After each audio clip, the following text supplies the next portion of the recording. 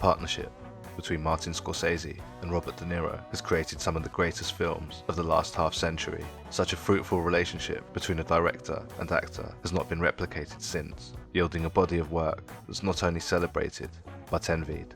Mean Streets, Taxi Driver, New York, New York, The King of Comedy, Goodfellas, Cape Fear, Casino, and potentially their final chapter, The Irishman, have provided a well of inspiration for future generations of filmmakers to come, showing not only the evolution of a master director, but also the dedication, versatility, and power of one of the greatest screen actors of all time. With a total of 9 films together, the movie that cemented their reputations as a dynamic duo of cinema would be the hard-hitting Raging Bull. In this true story, Robert De Niro plays middleweight boxer Jake LaMotta, a violent and destructive man whose explosive anger pays off in the ring but hurts the ones he supposedly loves even more. Raging Bull charts over 2 decades of LaMotta's life, and De Niro went to painstaking measures to not only capture LaMotta at his athletic best, but also at his slovenly worst. Who's an animal? Your mother's an animal, you son of a bitch! Oh. You're gonna find your dog dead in the hallway tomorrow, you bum. Yeah. Down the block, people could hear you. Scorsese doesn't just pick up De Niro like an instrument and play him. It's a collaboration that works both ways, a duet. They both work in harmony to elevate the material. In the case of Raging Bull, it was Robert De Niro who convinced Scorsese to direct it. De Niro had read LaMotta's biography and saw the potential to play a challenging part, not only emotionally, but physically. He was still young enough to train, but also push his body to its physical limits to play such a tortured soul. De Niro was renowned for his preparation and commitment. With Taxi Driver, he qualified as a taxi driver and worked actual shifts. For his role as Vito Corleone in The Godfather 2, he would learn Italian, and for New York, New York, he learned to play the saxophone. The prep for Raging Bull would be far more demanding. De Niro learned how to box, doing over 1,000 rounds of training and fighting 3 amateur fights, all under the supervision of LaMotta himself. But then, in extreme contrast, De Niro would have to pile on weight in order to play the older LaMotta, putting his health at risk due to the weight gain. Looking back at the success of Raging Bull, it's hard to believe, but Scorsese initially had no interest in making the movie. Sports, and boxing in particular, held no appeal for him. However, after the failure and disappointment of New York, New York, Scorsese had entered a dark period in his life. He doubted his abilities, becoming addicted to cocaine to the point where he became violently ill. It was while he was recovering in hospital that De Niro insisted he take another look at Raging Bull, and this time, from this dark place, Scorsese could finally begin to identify with LaMotta's self-destructive urges and need for redemption. He would approach Raging Bull like it was the last thing he would make, and as a result, it would become the definitive Scorsese film.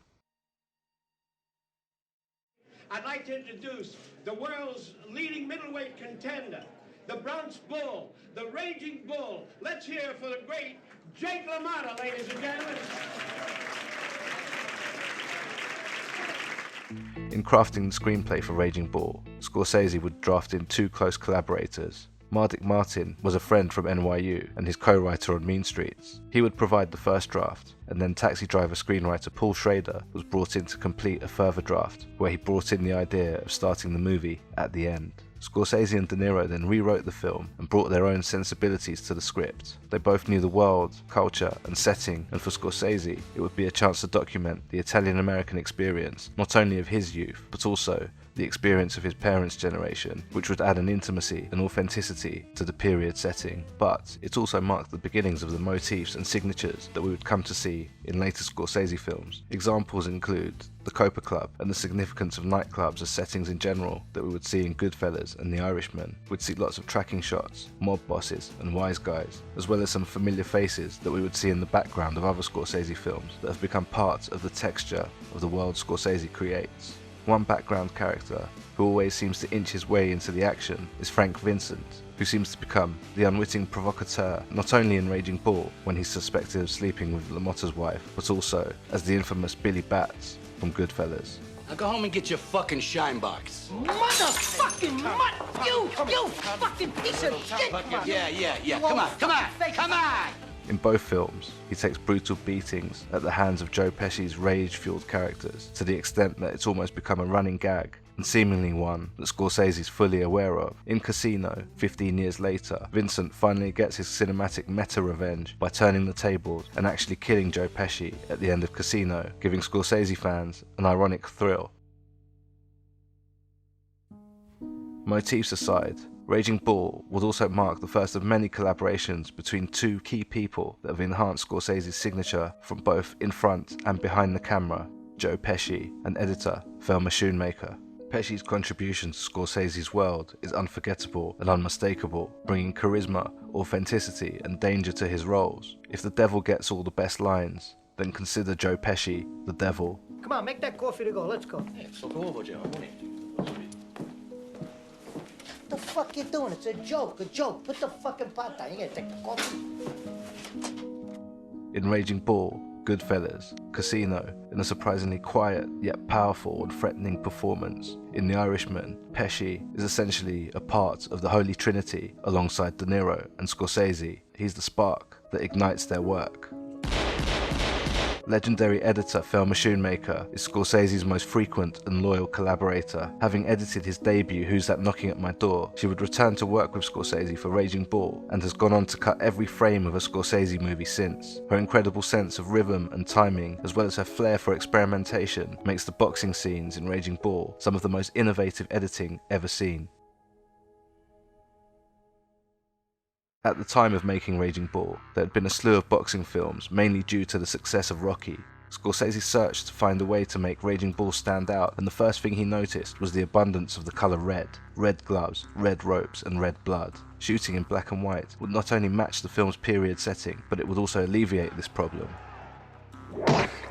The other thing Scorsese noticed was that the fight scenes were all filmed quite objectively, with the camera outside of the ring. He found this to be not very engaging, and therefore shot the fights from inside the ring, using a subjective point of view, making the audience feel every blow, enhanced by every precise edit, camera move, and burst of sound, creating a sense of psychological realism that's at once immediate, but ultimately brings us directly into Jake LaMotta's violent and self-destructive world. You never got me down, right? You hear me? Never got me down. Yeah? See? Look. You want me to hit you? I want you to hit me with everything you got. I want you to fucking lay me out. Go ahead. You sure? Yeah. All right. Harder. Yeah? You throw a punch like you take it up the ass. Come on. Harder. Harder. Harder. That's hard. What the fuck? What do you want? Take it off. Ah, come on. You want to stop now? That's enough with that. Come on. Come Fuck on. around, girl. man. Come on. Oh, girl, huh? I'm gonna smack you again. Throw it again. It's enough. That's enough. Harder, harder. Nah, your fucking cuts are opening and everything. What are you trying to prove? What does it prove? Raging Bull opens with an image that tells us everything we need to know about Jake LaMotta. He's shadowboxing, alone in the ring. He's at war with himself. He's his own worst enemy, and as the film unfolds, we see a series of self-destructive acts that in the conclusion results with LaMotta alone, having pushed everyone away due to his violent, bullying behavior. I've done a lot of bad things, Joey. Maybe it's coming back to me. Who knows? I'm a jinx, maybe. Who the hell knows? Raging Bull is about Jake LaMotta's quest for redemption. However, the metaphor is more specific than that. Coming from Paul Schrader, a former Calvinist, and Scorsese, a former Catholic, the story of Raging Bull is a Christian parable. We see the crucifix throughout in several scenes, and ultimately we're watching LaMotta being punished for his sins, the 7 deadly sins. You ever think anybody else? While we're in bed. Me? You know, like when we make love. Pride, greed, gluttony, lust, wrath, sloth, and envy are all committed by LaMotta, and each one further adds to his torment. Lust and envy seem to drive him the most. When he sees Vicky, his future wife, Scorsese uses slow, lingering point-of-view shots that enhance his gaze as he lusts after her in slow motion. Later, this same shot is used again to show LaMotta's envy as he watches Vicky casually talk to other men, fearing that she's cheating on him. This hurts his pride and causes him to suspect his brother Joey and others with sleeping with Vicky, ending in a violent falling out with his brother. LaMotta's envy and pride also manifest when Vicky comments on the attractiveness of one of Jake's opponents, DeNiro. You know, Joey's right. This DeNiro's an up-and-coming fighter. He's good looking, he's popular. You beat him now. Excuse me. What do you mean good looking? I'm not saying good looking, I'm saying popular. If you win. What were you to say good looking? I'm not saying anything, I'm just telling you Joey's right. What are you, an authority or what? Nothing. Get out of here.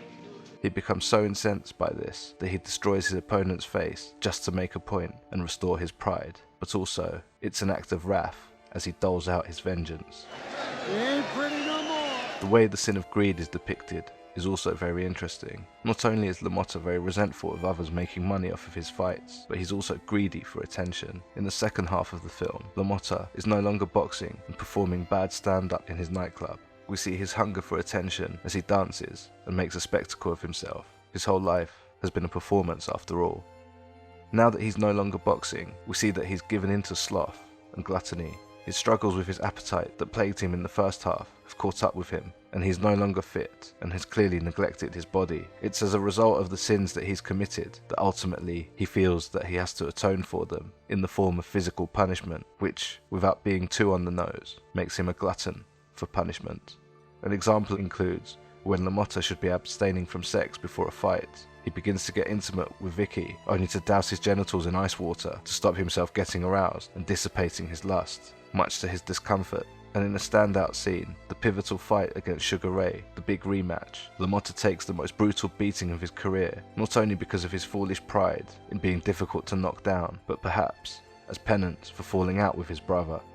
Towards the end, after Vicky divorces him, he ends up in jail for introducing underage girls to men in his nightclub, and he's finally caged in the darkness like an animal. His sins have caught up with him, and he's in hell. He has to confront not only himself, but his sins, which results in him punishing himself even further by violently punching and headbutting the walls. He expresses his rage outwards instead of looking inwards, and therefore he finds no redemption.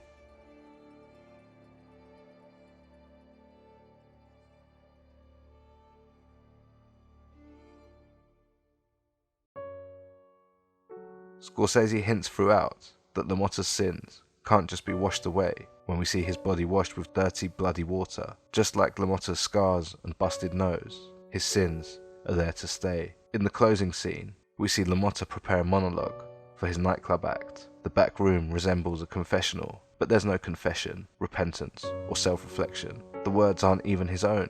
They're from On the Waterfront. It's just another performance. I could have been a contender.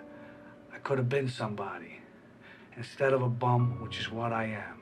As he gazes in the mirror, he doesn't confront himself. Instead, he basks in his former glory, shadow boxing alone, geeing himself up, blinded by his pride.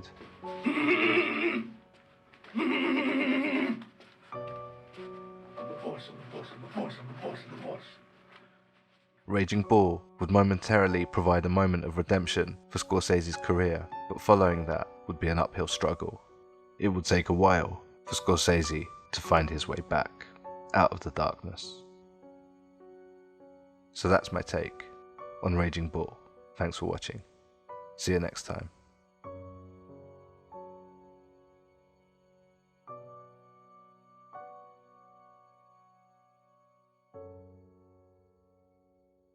You're killing yourself the way you eat. You fat fuck. Look at you.